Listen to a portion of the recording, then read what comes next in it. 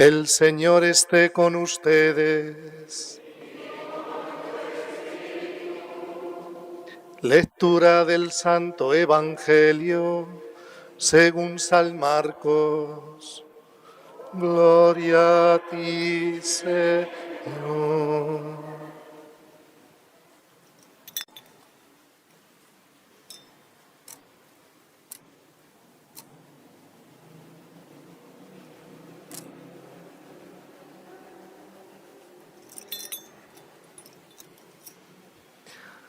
En aquel tiempo Jesús fue a casa con sus discípulos y se juntó de nuevo tanta gente que no los dejaban ni comer.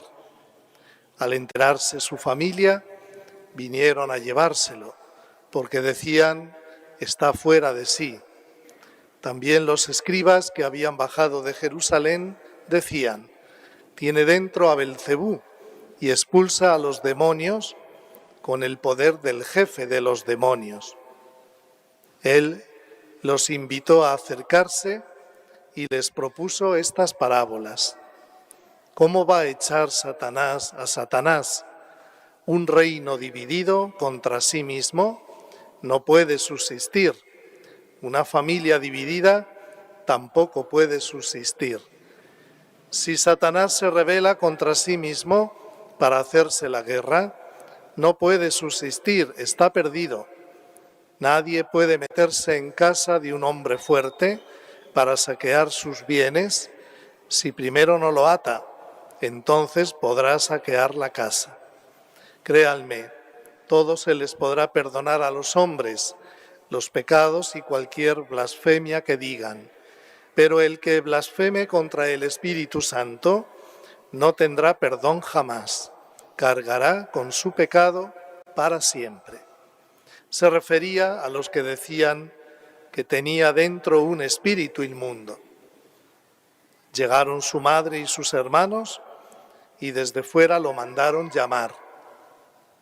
La gente que tenía sentada alrededor le dijo, mira, tu madre y tus hermanos están fuera y te buscan.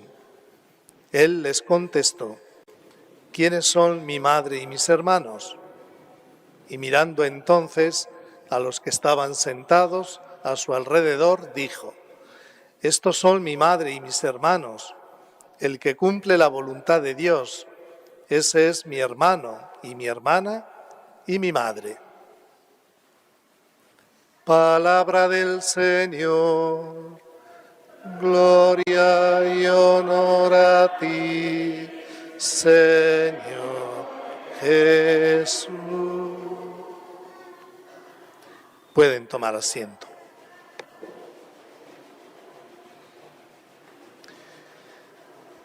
En el Evangelio de este domingo se presenta a Jesús, que está en la casa de Pedro, en Cafarnaúm, con sus discípulos, y cuando Jesús comenzó su ministerio público, la misión, mucha gente le seguía.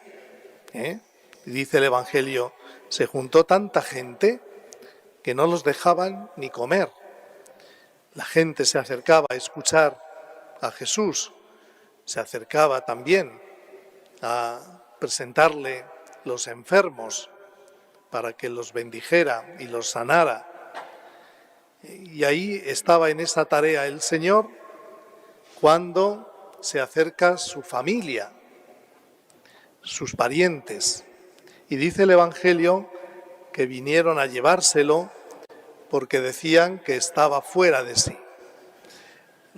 Algunos parientes de Jesús piensan que este Jesús de Nazaret, que lo habían visto en Nazaret desde pequeño, lo han visto crecer en un pueblo chiquito, lo han visto cómo aprendía el oficio de San José, cómo estaba con ellos. En la infancia de Jesús no había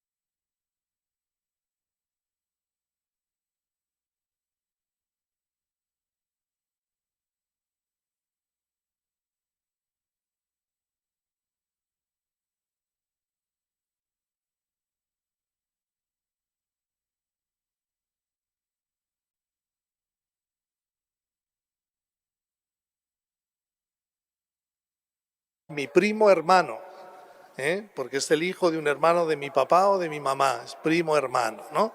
No, se llamaban hermanos. Bueno, los sectarios aprovechan para decir, ven, la Virgen tuvo más hijos y por lo tanto no es virgen.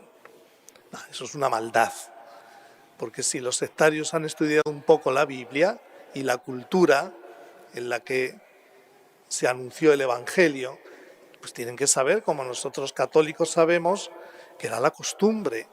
Además, cuando luego en el Evangelio de San Mateo habla de Santiago y Judas, los hermanos de Jesús, resultan que estos hermanos de Jesús eran sus primos, eran hijos de María, la esposa de Alfeo. A no ser que la Virgen María se casara con Alfeo, cuando se quedó viuda de José. No, eran sus primos. Eran sus primos. Y qué raro, Cristo en la cruz encomienda a su madre a los cuidados del apóstol San Juan. Si hubiera tenido Jesús hermanos y hermanas de sangre, pues lo más lógico es que esos hijos se hubieran encargado de su madre. Además, vemos a María, cuando el Señor se pone a anunciar el Evangelio, lo que hace la Virgen María es seguir a Jesús, porque no tenía otros hijos con los que estar. Y entonces María se convierte también en una discípula, la discípula perfecta de Jesús. Bien, está claro. Esos hermanos y hermanas de los que habla el Evangelio son parientes. Tenemos también en el Antiguo Testamento a Abraham, a su sobrino Lot, se tratan entre ellos de hermanos. Jacob, a su sobrino Lamat también se tratan Labán, se tratan entre hermanos. No serán hermanos, eran tío y sobrino.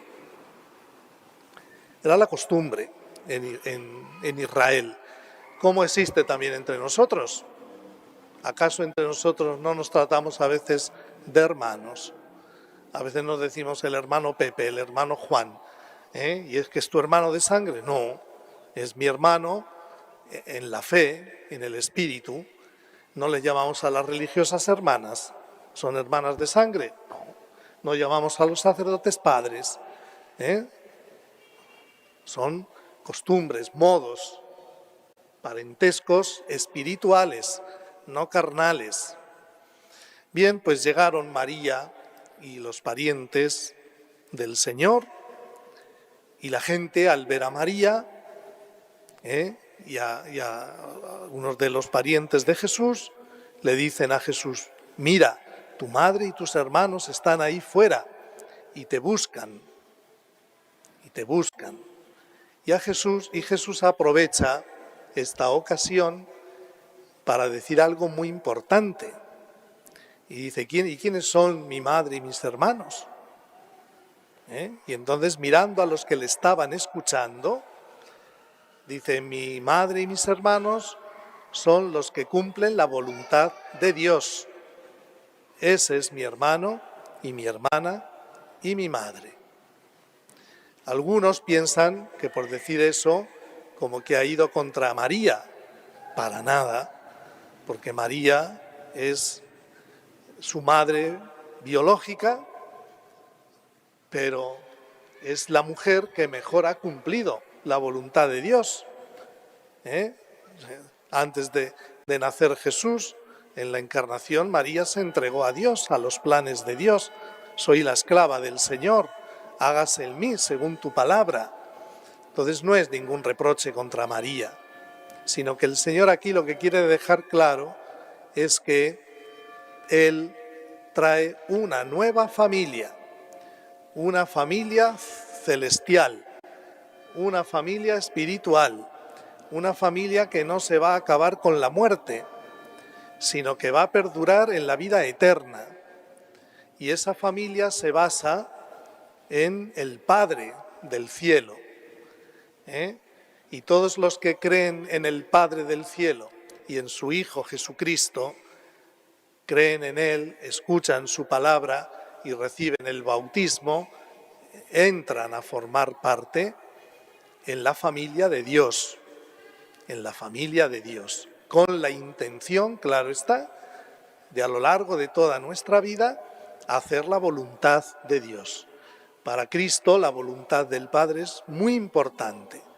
Constantemente Él siempre está hablando. Yo no he venido a hacer lo que yo quiero, sino lo que el Padre quiere. Mi alimento es hacer la voluntad del Padre. El Padre y yo somos uno. Cuando recen, digan, hágase tu voluntad en la tierra como en el cielo. El Señor vive con mucha intensidad estar unido al Padre del cielo y nos enseña, a los que queremos ser sus discípulos, pues a hacer también la voluntad de Dios, que es camino seguro en nuestra vida. Haciendo la voluntad de Dios no nos equivocamos nunca.